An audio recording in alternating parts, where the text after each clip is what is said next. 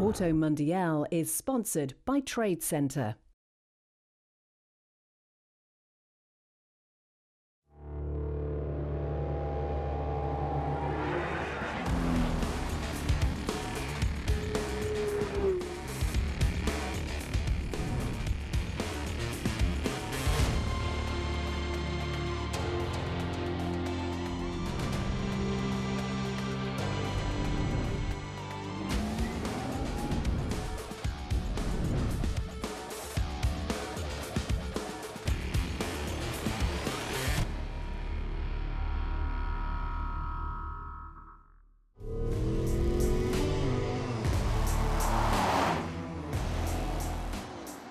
Welcome to Auto Mundial, the weekly car news and review show.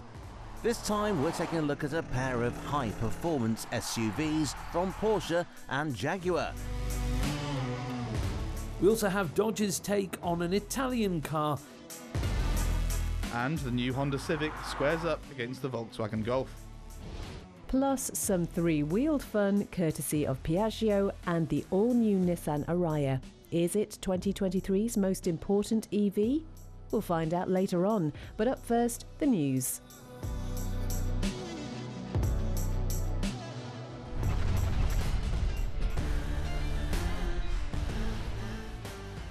The English gigafactory startup Britishvolt has been saved from administration. Following the announcement in January that the project was to go into administration for the second time, Australian firm Recharge Industries has bought the company that aims to become a hub for EV battery production in the UK. Existing Britishvolt employees are being kept on, although no details for the factory site in the northeast have yet been revealed. Recharge Industries is currently building an EV battery factory in Australia, which could form a template for the Britishvolt facility.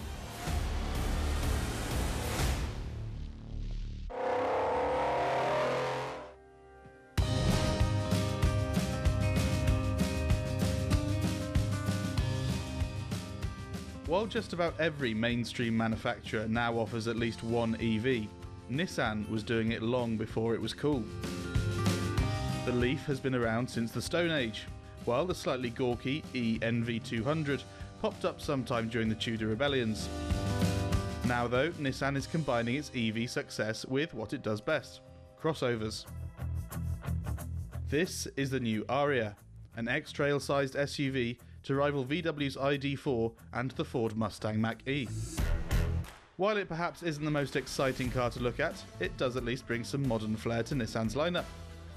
The wheels are pushed out to the corners so it has a meaningful stance, while the slim LED headlights and fashionable colour schemes will satisfy the conventional Nissan crossover buyers looking to make the switch to electric. The interior is far more interesting. The dashboard is beautifully simple with illuminated haptic switches, luxurious looking upholstery and a pair of big screens. The key part though, and one of the reasons we think this could be a smash hit for Nissan, is the practicality. The electric powertrain has allowed for a flat floor, adding to the roominess of the already spacious cabin. There's loads of boot space, as well as storage under the seats, meaning it's up there with the most useful family cars. There are numerous different versions to choose from, starting with a 217 brake horsepower model with a 63 kWh battery, up to a 394 horsepower all-wheel drive car that boasts a 0 to 62 time of just over 5 seconds and an 87 kWh battery. The maximum range goes to the big battery two-wheel drive car, which can manage 315 miles between trips to the charger.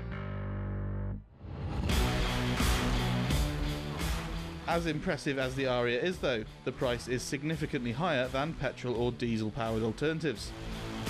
A new Nissan X-Trail starts at £32,000, while an entry-level Ariya starts at £46,000, almost the same price as a top-spec X-Trail.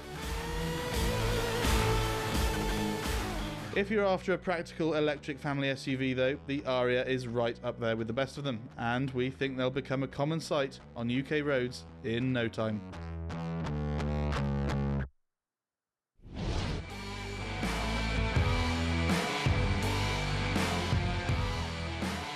A couple of weeks ago we had a good look at Alfa Romeo's new compact SUV, the Tonale.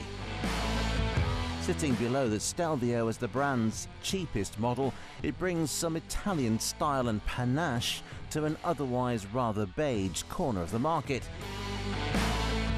It got us wondering though, what would it be like without all the elegance and sophistication of an Alfa Romeo badge? Well, here's the answer. It's called the Dodge Hornet, and don't let the new bumper fool you. This is an example of badge engineering, a Tonale with a Dodge emblem. Alfa Romeo and Dodge both fall under the umbrella of Stellantis, which shares development and platforms across different brands. So what's been changed for North America?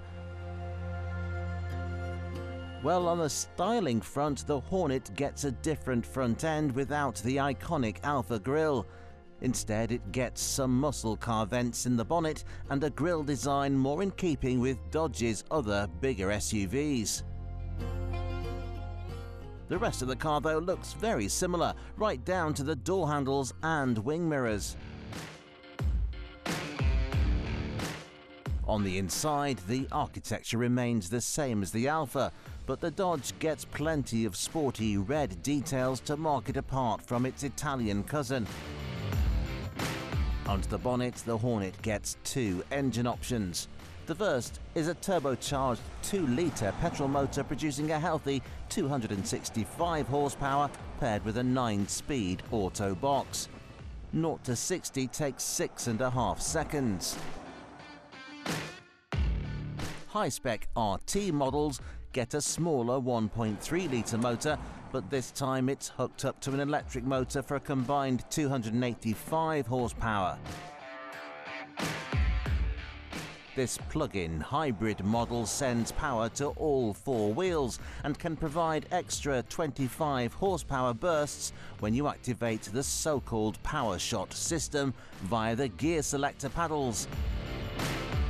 With this feature engaged, the Hornet RT will hit 60 from rest in 6.1 seconds.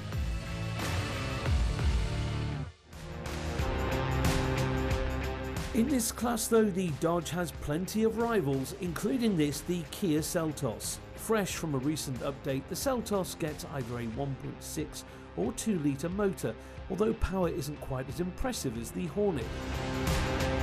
Although the basic LX trim level has a decent amount of kit as standard, we would suggest skipping past it and considering the Seltos S, which comes with additional infotainment features. A 10-inch display, remote start and an automatic climate control are all included in the $23,000 of the S. If the practical and sensible Kia doesn't quite float your boat though, the stylish Mazda CX-30 remains one of our class favourites. It looks great with plenty of influence from the beautiful 3 hatchback, but it's inside the cabin where you really notice the designer's hard work. The sculpted dash adopts a minimalist approach with a sporty 3-spoke steering wheel and some fabulous front seats. High-spec cars get two-tone leather that feels as soft as anything from BMW or Mercedes. The infotainment works well, while there are just enough physical buttons to keep everything simple while on the move. The engine needs to be worked hard though, although that's no hardship if you opt for the excellent manual gearbox. The new Dodge Hornet then has plenty of competition, even from within Stellantis. We'd opt for the Mazda, but with its all-American take on Italian style, we can see the Hornet selling very well indeed.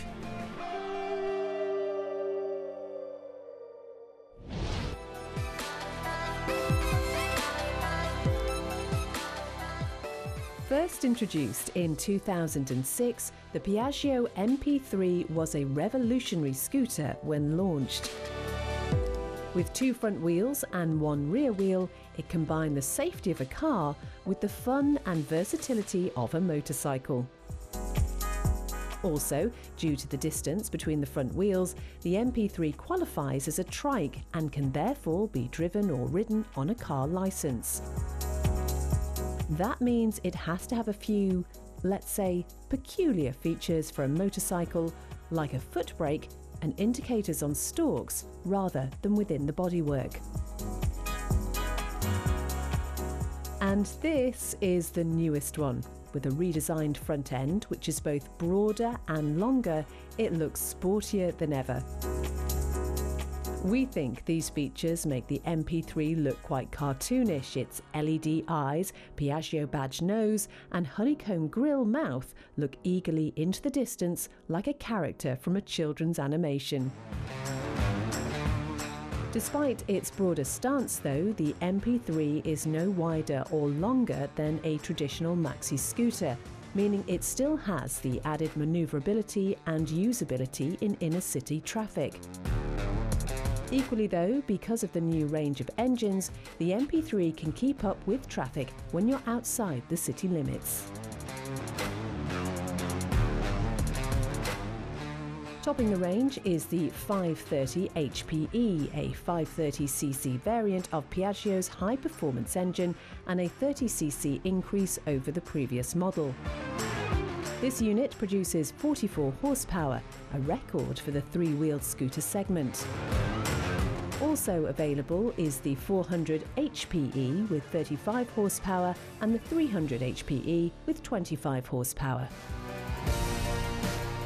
Despite the extra capacity, the new model is 7 kilograms lighter than the outgoing MP3, thanks in part to a redesign of the front suspension and its locking device with lighter components. Also new is the introduction of Piaggio's MIA connectivity system, the same found on the new Vespers, and a 7-inch colour display which displays essential information like the speedometer, rev counter, fuel level and engine coolant temperature. So, what is it like on the road?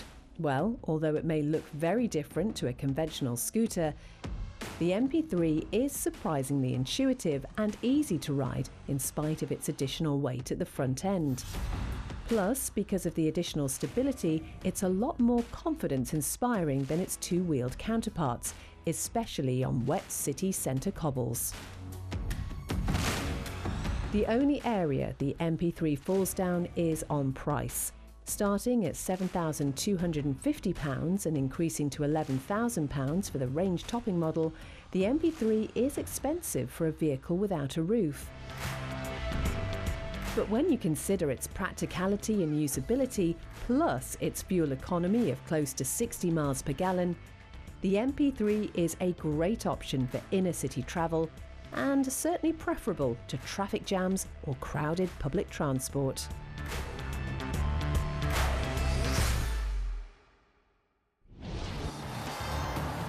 After the break, a pair of V8 SUVs and the new Honda Civic.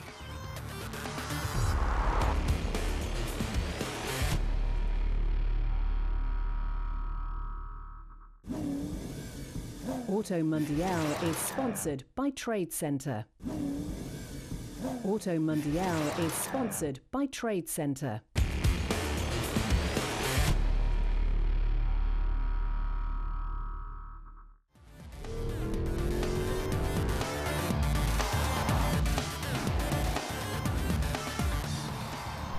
Coming up, Porsche versus Jaguar, but first...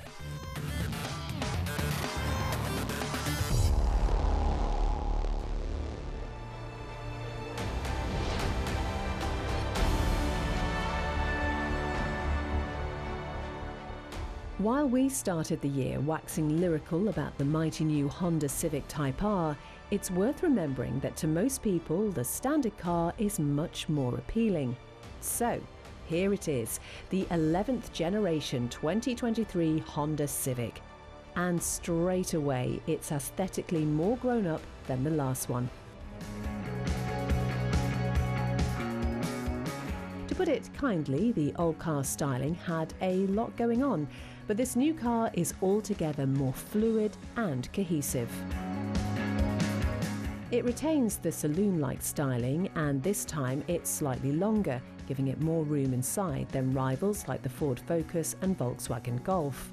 It has a lower roofline too, distinguishing it further from its family hatchback competitors. It's on the inside though where it's really improved. The old car's cabin left a lot to be desired, with dated infotainment and cheap-feeling switches. This new car though looks altogether more desirable, with fancy new honeycomb air vents and a fresh pair of screens, bringing it right up to date. Powering the Civic is a new hybrid setup. It's called eHEV, and it's a little different to most hybrids you may be familiar with. Instead of driving the wheels, the 2-litre petrol motor mostly drives a generator, which charges a small battery. This in turn powers an electric motor on the front axle, meaning the new Civic can effectively drive like an EV. It makes 181 bhp and a shed load of torque, giving you proper EV performance. The petrol engine can send power directly to the wheels if it needs to, particularly in sport mode, where it can provide an extra kick and simulate gear changes. 0 to 62 takes 7.8 seconds, and it has an official MPG figure of 56.4. Ever since the 1970s though, the Honda Civic has had a consistent rival, the Volkswagen Golf. And while there are plenty of petrol and diesel options available, there are also 2 electrified models, the e-Hybrid and the GTE. These more conventional PHEVs allow you to plug them in to charge rather than relying on a generator, something which Honda says many owners won't bother doing. Still, the latest Golf is an impressive car, as long as you can put up with the clumsy infotainment system. It perhaps isn't quite as handsome as the Honda or the VW, but it's loaded with tech. It's incredibly efficient too, regardless of which version you go for. However, order books are now closing, so you may need to buy from dealer stock.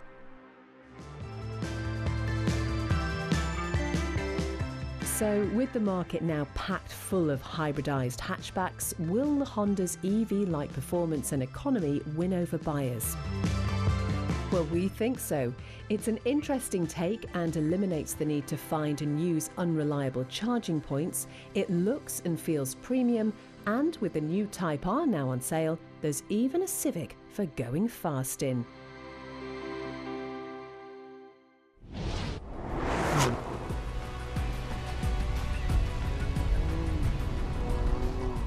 The market is littered with fast SUVs. Every manufacturer from Land Rover to Alfa Romeo offers a big heavy 4x4 with a big heavy engine, and to be frank, they're all pretty pointless. Keen drivers would always prefer something smaller and lighter, not to mention more economical. That doesn't seem to stop people from buying them in their thousands though. But what happens when one of the world's biggest sports car makers says it's built an SUV for driving enthusiasts? Well, apparently you get this, the Porsche Cayenne GTS. Porsche generally uses its GTS badge to denote its purest driving machines. So what have they done to the Cayenne? Well, for starters, it gets a detuned version of the 4-litre V8 found in the flagship turbo model, producing a respectable 455 bhp.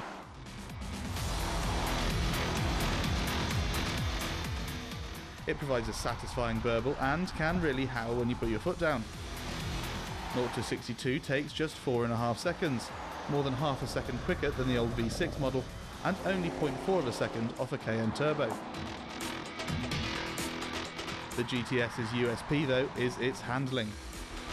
Porsche doesn't give GTS badges out lightly, so the Cayenne has been engineered to offer the best possible SUV driving experience. It sits 20mm lower than a regular Cayenne and gets bigger alloys with lower profile rubber. Some brilliantly clever chassis wizardry blends SUV ride height with hot hatch handling, create a car that truly lives up to its name. However, Porsche is far from the only car maker building fast SUVs. There are countless options, including everything from souped-up Defenders to AMG EVs.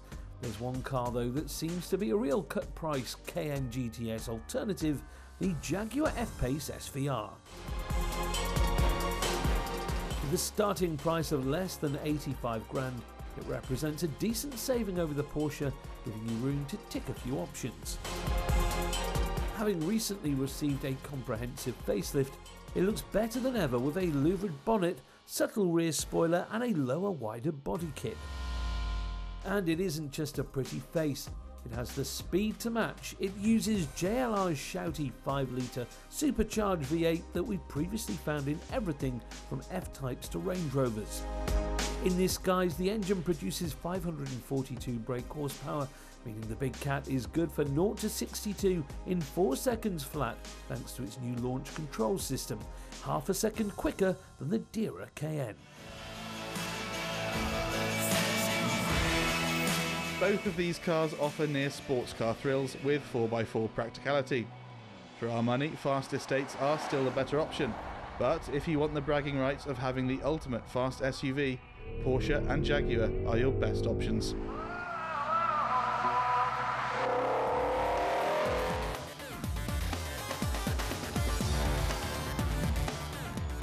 Join us again next week on Auto Mundial as we preview BMW's latest hydrogen car, the new iX5. Don't miss it.